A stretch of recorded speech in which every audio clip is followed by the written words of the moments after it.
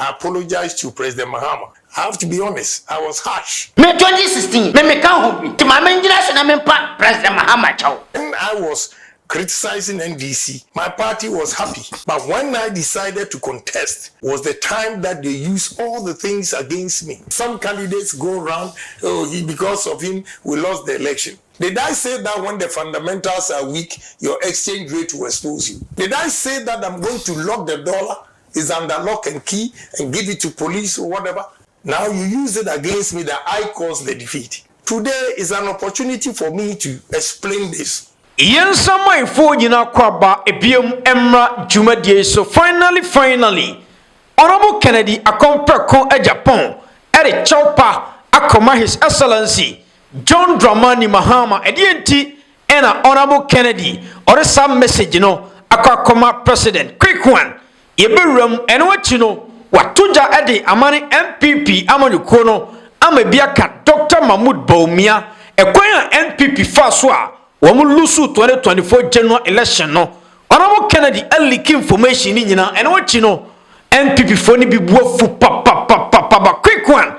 Among forcing Honorable Kennedy no cray and all can say over cano cray na a second to minimum quanoa ka na ye free yanko na feno yentie samwa Honorable Kennedy Agyapong Agyapong abroso yakoba information buechi. I'm telling you today, they will insult me, they will do everything, but that's the gospel truth. They don't want the truth to be told, but that's the truth. We step on so many toes. They show some videos about Kennedy Agyapong. He said this, he's not a presidential material. And if they are not being diabolic, and you listen carefully, it was an advice I was giving them and criticizing some bad deeds of the party people. But now they use it against me. During the campaign, I've been quiet because during the campaign, they wrote 10 sins of Kennedy Agyapong. That's why I apologize to President Mahama, because he's been very nice to me. He loved me. He loves me and everything, his wife. But because of party, I ignored this relationship and criticized him. And I have to be honest, I was harsh.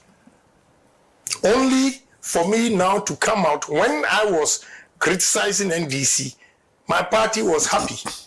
But when I decided to contest, was the time that they used all the things against me. All the things I used to defend NDC became a sin. And they circulate around 10 sins of Kennedy Agyapong. So now I'm quiet because my argument is in the Bible, they have 10 commandments. And since Abraham's time, they've not added one to it to make 11. So 10 sins of Kennedy Agyapong, I'll not go and say anything for you to add 11 sins or 12 sins. That is why I'm quiet. But how can you campaign when you're quiet? No, campaigning, like what is going on, I can say a few things about mistakes NDC is making, but now I'm not going to say it.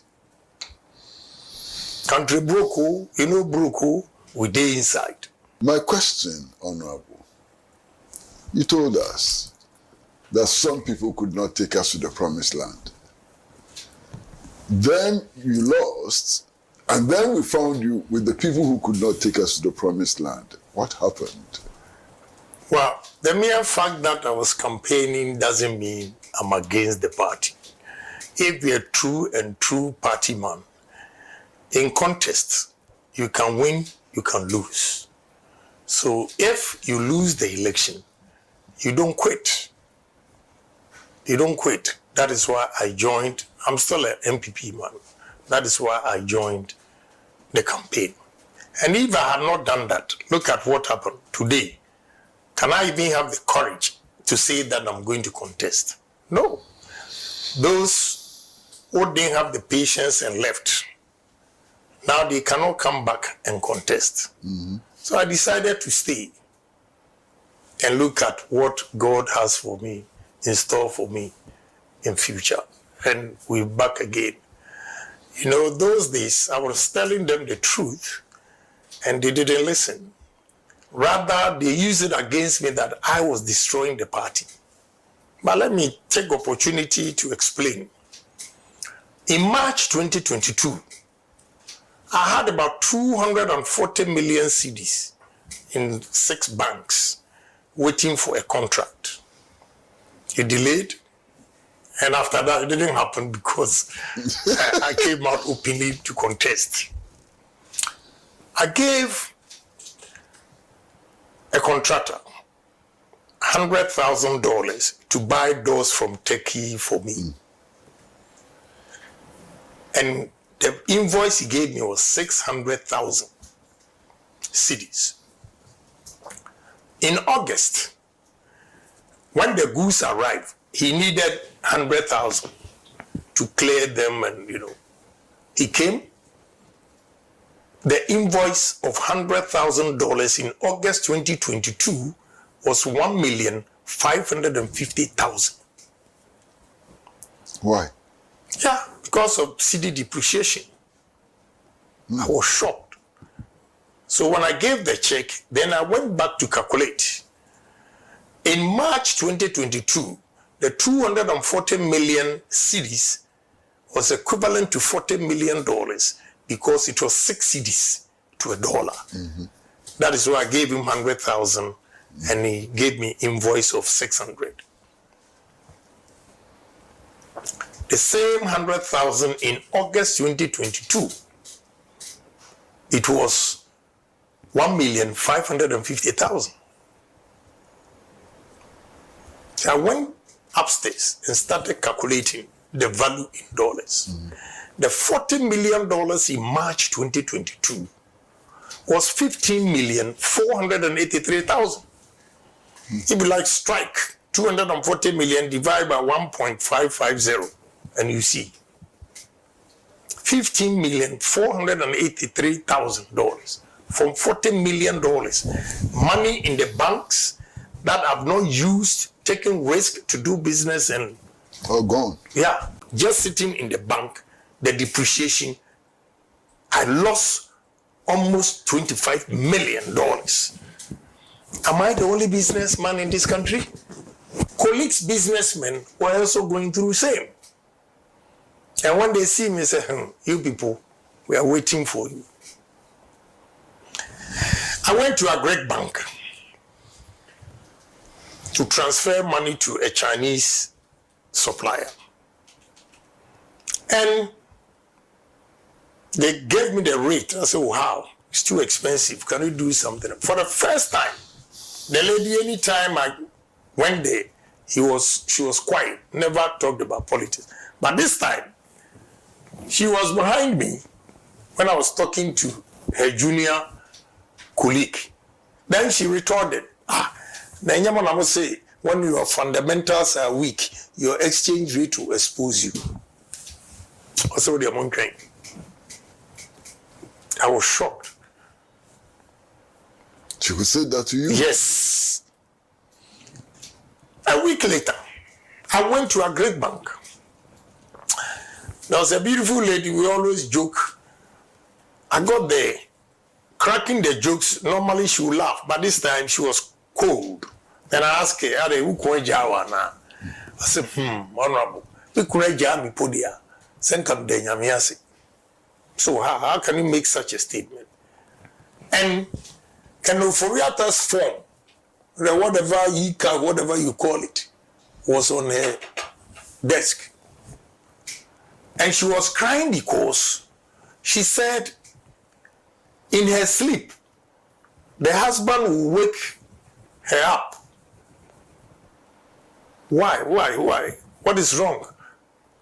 Well, according to her, the husband will hear her say, sigh, and she's not even aware.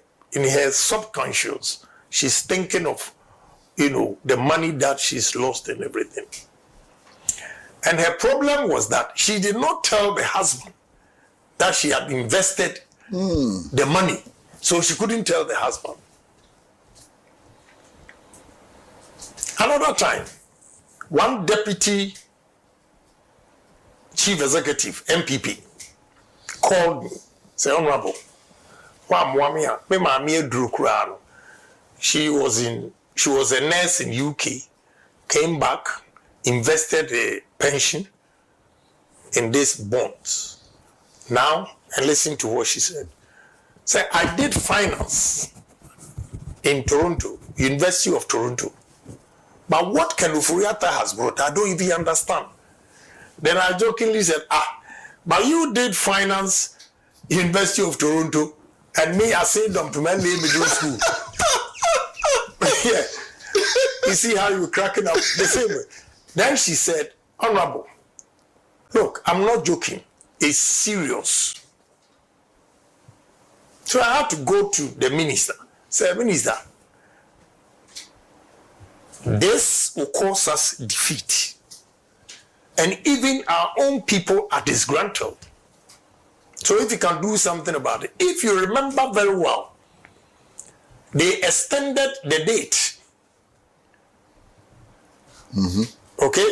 It's because I spoke to him.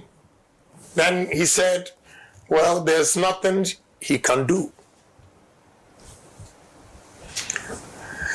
And you saw the former Chief Justice picketing. So during my campaign, I told them, anybody in that administration, he lost the election in 2022, because Ghanaians have decided that they'll get rid of us. And they used that against me, that I caused their defeat. And you think Ghanaians that were suffering? Because you spoke the truth. Yeah. They use that. Some candidates go around, because of him, we lost the election. Did I say that when the fundamentals are weak, your exchange rate will expose you? The lady quoted it at the Great Bank. Did I say that I'm going to lock the dollar, is under lock and key, and give it to police or whatever? And you think I'm the only smartest human being in this country that did not listen or heard? And when they are losing their business and take a decision, now you use it against me that I caused the defeat. Today is an opportunity for me to explain this. Look at NBC adverts. The number of adverts, what Bawumia said that they used against him, and compare to the number of adverts they said I have said that. They've never been fair. You see, they've never been fair. But I leave it to God. All the things I said was a caution to them. If they had listened to me, there wouldn't have been this humiliating defeat ever. But they didn't listen. Because the whole party machinery was against Kennedy Agyapong. But Honorable, those who didn't want you to win, let me put it mildly, those who didn't want you to win, they are still there. So what convinces you that this time round you will win? The people who obstructed you, they are still there. They don't have the power. Okay. They don't have the power. This time, Obia Nyobia. People are not afraid of them. They were coerced. They were threatened. MCs, they were forced. If not, they'll remove you. Chief executives, they'll remove you. Ministers, they'll remove you. And few of them, I can quote Edward Boating, who openly supported me. They sacked him. When he, not sacked as such, when he was 60, a day before 60, they asked him to pack. They couldn't wait. Yes. So they threatened a lot of people, and they were afraid. Some to lose their jobs, they had to stay wherever to make sure. But because we're not bold, look at what happened. We lost. Well, we see some of the things still happening. MPs, they jump into buses and cars and they go and pledge allegiance to one candidate. Former DCs and MCs, they pack themselves into cars, they go and pledge allegiance to one candidate. This is what happened. It's happening again. You see, let me tell you, Kwesi. Yes, sir. As a leader, you should have your strategy. Do you know the number of people who have come to me? But I say, let's work together. I don't do those optics. So I'm not scared. Even when 136 parliamentarians were against me, only Cynthia Morrison, Honorable Cynthia Morrison, came out to support me. And you see what they did to her. So it means all those who were in position of trust, MCs, DCs, ministers, they were right not to have supported me because they would have been sacked like they did to Cynthia Morrison. They ganged up to make sure that he lost the primaries because he supported Kennedy. So I forgive all those people that out of fear voted against me. This time, they have the freedom and the right to choose a candidate that Ghanaian loves to lead MPP. A candidate that Ghanaians have confidence to solve their problems. A candidate that the youth are yearning for to come and create jobs for them.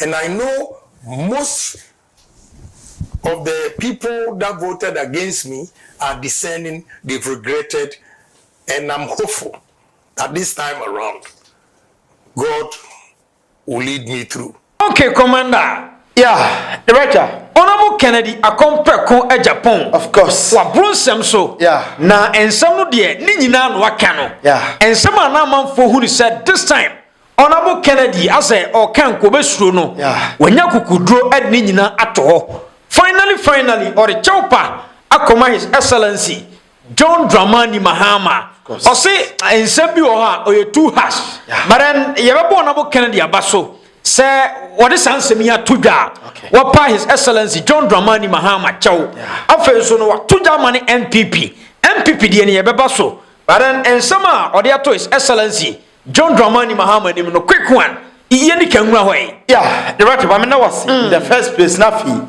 me ncha for na enim komo kakra the right Honorable Kennedy Agyapong Agyapong nin sama okan oh me sure say obabi a wodi me sure say na yakwa kohwie e wo NPP side no the in the first place in Komoi you did it several times to say only will be a yard ye bi na hu ni say de wo ye no ankoye edru mre bi na hu say wo ye niam bia na enye na osrese o bebi a me ye ade no koduru ye no antwa ye fa chamia the sa ena nipa ye de tena wiase the Honorable Kennedy ni nkoma wodi or kai emre bi atwam good relationship na wo on the current president John Mahama tem but because of MPP or say that relationship what bibi anya ne ya say enipa na mo mosunti a or say sa relationship no na adweye ne say eye ne party wom enti o ye MPP for president Mahama nya MPP ni enti at long last me ye die be favor me party na me party about power not knowing say or ya to agukwa say eno no mbenya 10 cents of Honorable Kennedy no because osha na adwene say oh de me ye bia no me ya MPP into omo be support me not knowing say esana na wo twa no o ya mama ba be ka kire ne say esana wo twa ye no wo chiachia won twa sapa the matter eya and eno ka ho bi na wa realize say wa nya de was relationship e da woni obi ntem no wa say no wa bra wa nya mfa so obi amfiri so the matter so obi ka kire wo say only President Mahama ye fine e bi mpo at that time said the all can no only President Mahama ye fine e che said the only na na do ye fine but or criticize ye e can sem go too far say criticism no de eno de hia pa of course say obi ti akonwa so na o criticize no yeah but then Honorable Kennedy who say o yusu west bi ma mampani a yeah nkeni so yusu sa west no right sa aspect no e na make say as at that time right say na onim say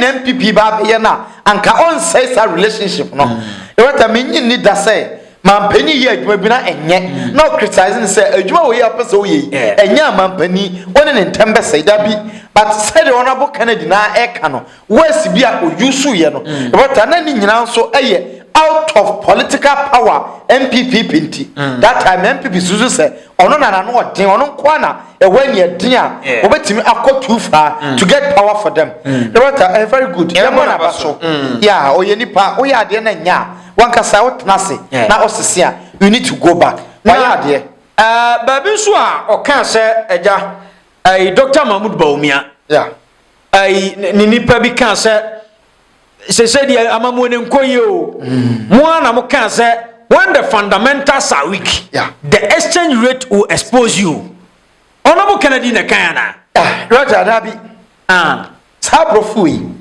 Dr. Mahmoud Bawumia na sa sentence we ne dia ono no create sentence we ene to Ghana for nyina tim no bia ka bi nti at the end of the day so Honorable Kennedy ko ba bi na eniema nkoyie na nipa ne ka kire ne say Honorable mo na mo kan say when the fundamentals are weak the exchange rate will expose you that's any panic kasa akire na no so be gina bonti no so be kase Ghana for say the foundation na yele ye enye papa enti the economy ni essay enti say Dr. Mahmoud Bawumia kwa Ghana for nto aba maya right away the plain truth no credit do a bibia emfrem enti ebasa sa wo ye MPP ni a odwen be ye say ade na o sintomago akwa hatana bontin na me nim de ntia na MPP for no ka say Honorable Kennedy videos na MPP for NDC for body tia NPP but ye nyina ne okroma say ni ehu videos a Bawumia videos a NDC for kwa akoye campaign NDC for ko kasa TV so a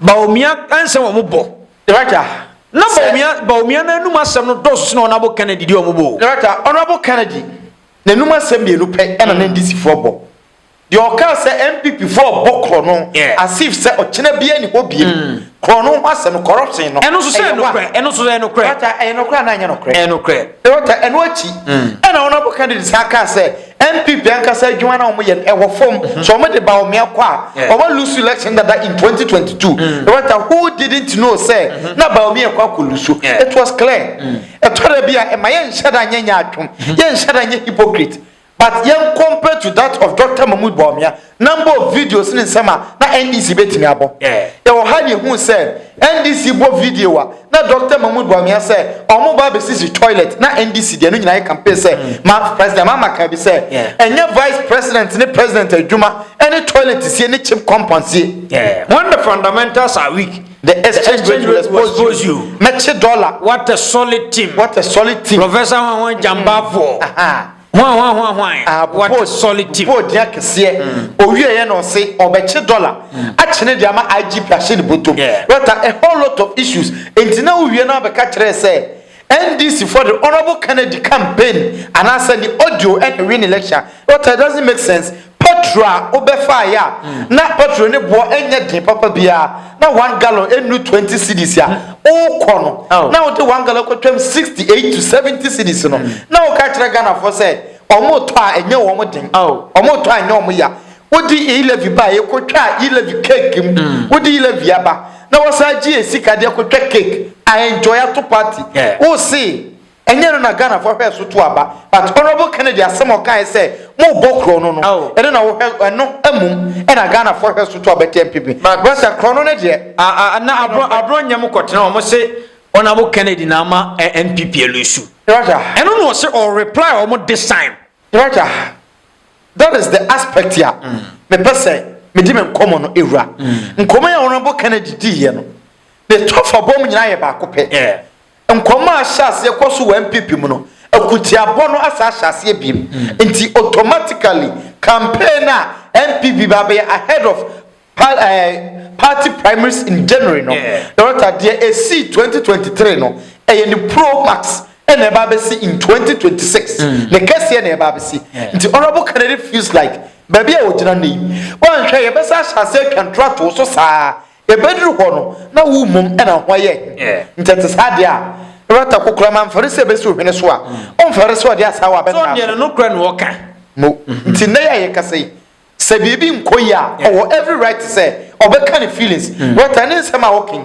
on carbon dia all kind of nay no e dia see in the past and na odi hu nkomo and dia nyina nso ye nim what say ye ko election na obi decide say obeka nsema enim obeka nsema enye no kre but obe shed up to pressure on somebody say dey be ya obe vomit out adie bia enye good for public consumption na manfo bedwawa but adie na obe ye oye nipa etoda you will also come out now we be kan dia won so e hye obo ye be mo feel okay I agree with Honorable Kennedy baby a ogina nei se oye hwe ha na okana no tum e de nsam ye no gu na chi a the right omo be painting the black na nye ono nko a every single person be a MPP. Now, person for presidential forms in the Bibiano, but I encounter them because others in Nano, Obian Bobacana Notum, encounter speak out, can feelings, cannot crack, can the Shadakam, said you'll be painted black, now Chenabi, and Koyas and for the Honorable Kennedy Canadian, and Concoyase, Sebi, or Yanachum, and I said, what should I say, or be so be. Rata, Sir Dr. Mahmoud Wamian Sumuse, BBS baby, and Ankoya, Omeka. Sir Aduchum who say Bibi Nkoya, Omeka. It serves everybody right, say, or that kind of feelings. I agree with Honorable Kennedy on a perfect way. Say no, say ye. Rata, and one or no. Young Fancy now fino a big J Emrem, yes, a big J. An international mamma fino, young call, yes. I begin now, Boko there. I want a quick one. You run some new way. Honorable Kennedy, a contract con Agyapong, or a bronze so pa now, or the December Bresona to da. Wako NPP, Dr. Mahmoud Bawumia, finally, Wapa His Excellency John Mahama. Quick one. Sinama mamencha before. Na membo on African Japan abaso. Ade. Na menkanchira ne se jo opewoso ka bi wonka. Obi antimi nyane me. Nemu ade awaya mama sampa na sam se. What me babo antene. Akache Ghana for say opa President Mahama chow. For the ha aye no kura papa no nyamedi fo bia no ho chenwe. Nipa dudu ase ene ba fuma obi a baba antene papa na chow. Me 2016 me kan ho bi enti ma me ngina so na me pa President Mahama chaw me so me ye ni bi pa enti President Mahama me papa on African Japan apa chaw awa se me so me ye de me pa wa chaw are President Mahama chaw dey me 2016 MPP for asem ya dada ya no mo dada ya nyidi nyina koto ntorim enti ma me pa President Mahama me pa wa chaw fa che ni anim de ye na me ko on African Japan asem so sinema yen kanokre ope di owabua MPP party na on African Japan na MPP fo nim but MPP fo say ono na o man MPP lusu na 2016 MPP ba na dollar say na for cities anti kan Japan ne ko gina ba dom say mechi dollar ni matum na me dia ma IGP dabi anti o ba chese Ghana for yenim nyansa ho yenim nyansa o yenim nipa na o kan ye no yenim kan Japan ene ka kire Ghana for say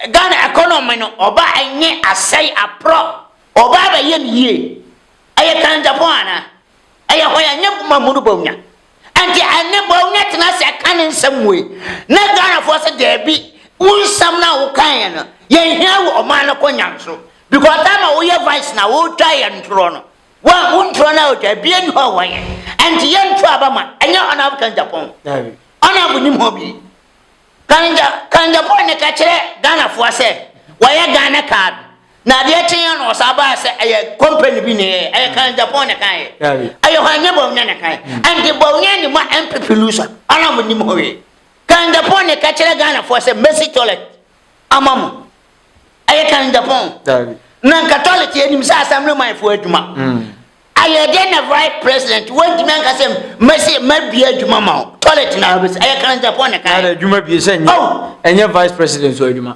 check anogram nyamman France wa ma ya biane tama net akom de wusi toilet ama ye de toilet ne ye de akom ne wo akom ne Ghana ye wa ho chinam ye ntimi ko toilet mpo na ase ko si toilet anti de obetuma ye nyina ne toilet aye na me busa Bawumia nko force aye kan Japan ne kan ye Bawumia ba no na ro se oye economy messiah obaba ji economy na yi adu atuba bi ye also na economy na produce dollar produce 17 cities but here at 90 cities and aye kan Japan on yes and kan Japan ka kira MPP for say corona mo bono aye enye no kore Mahama bai wonche o mo bebre ngum Mahama bai wonche ngum onche MPP for me hun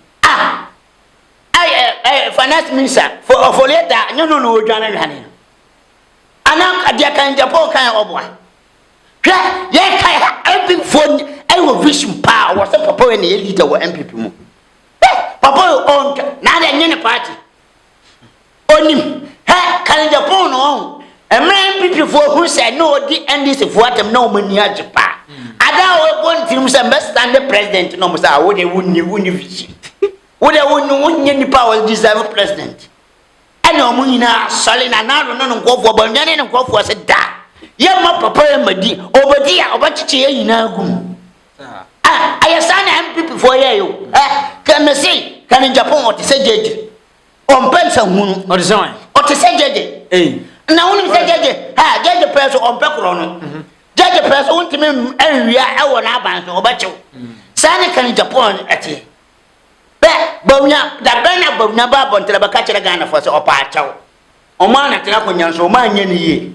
O Mobania Obino with the bleme. O mobile with the bleme in Akoshokan in Japan. Until can the point, Casanok and Timuye with Jumay and money monthly. Oh, Ghana quite, I didn't play him. He, Oqua Santa Regina. Nana will never make a shot or tomb for Yana no tomb for was said. Obey such a Wahumako 5. I can Japan quiet. Omoyebi. O man yawe. Ke enemo mobile musombe. Munja. One this one fight ewa. I can Japan kasa mamunye. Mutu ho na munim dia muni vision. Munim butai sike dia nemo tata basa. And fa ko on African Japan. Na Mr. Papa on African Japan and someone no ane adu sinama. Yeah. Tabana mukotuno. No wanya sampi abu. Wanya hoebiem. Ule kanokule wa ona wanya hoebiem. Omusi ade no kodi Bawumia chi. Wanya. Na Hon Kennedy. Oh, na nya boni o. No nim say me say na say asase na me di Bawumia chi. Asase no masam nyina kan ye no. No Ghana ni bia nim say Bawumia o vision. Anto obi abadi wachi. Ye di Bawumia machi akodu ba bi nye hu say omu emle Say o fire Bawumia wie no osan kodi na chi ne campaign na manfo bi sa denti no kodi na chi. Oh, say MPP in Hondo. And the party in Tinya Bawumia ntiro. So free man nanka M1. And no one wanted to free man. Oh, so from Mama side na say campaign at Tiano say. Say, why ya campaign one kwa campaign. Na do person when am kwa campaign man. And to hurry honorable need for me as I say kwa na me for honorable say obako. E tie na me ba for no so aye no kro man nko. So what is and the MPP no. Mo pe do ogu party na. Aye Bawumia ni gu party. Bawumia kasa na no o di no ho ko wiye. Ana Bawumia kasa ha assembly awasemeka. Senior man se Bawumia ni bibi paon. Okọ ni kuroma. Omuto aba onya asen. Okọ boko sisiye ya. Mumbusa se omuto aba onya asen. O nyina yesilem no anu ko gina ba bi o se mo me na me dia no. Nti Bawumia ye obi aka hono obanko yiye adwuma mo wo ho. Busa se o ye bi. Wanya hwe mu Bawumia kan cha so ba ni kurom. E kwan papa se na o ye to ho. Wanya ento mu ina asile fo ina abu afu. Anti makofa enkose on African Japan. 28 o we ne. Wanya Bawumia na. Me se Bawumia na ese bawo. Why? Me say tie assemble meguso meka. MPP proper party ni years. 2028 MPP amba power. MPP amba leader papa ma. Omunjai. Okay. Only power MPP wini. On African Japan. So many no the Bawumia ba no ano MPP omunton. Okay. Na yanko chama untumi so na no ye ini ba na uni ha. Chama untumi se 2028 no ye MPP national chama ya NDC fo mehu. Oyede. So ono ye national chama ya 2028 abato no NDC fo bi won se 24 abato no omo na na kura security no but enam se o man hwe securities ni ye nti no police fo ni ayi no asema NDC fo no nya kwan e bowuram but 2028 pa no na e chama NDC fo mehu National chairman. Awo MPP. Na say chairman tumi ya ademu say okoyoko na fe no aba bonten. Anti MPP national chairman. Ado MPP for ko to toilet. Are. Na mu obi a obedi national chairman ya. Chairman tumi deserve. Migusa me ka me say ye suma ba nyansani o ye suma ba pasia. Yes party no. Ye MPP pa say ye strong kwa.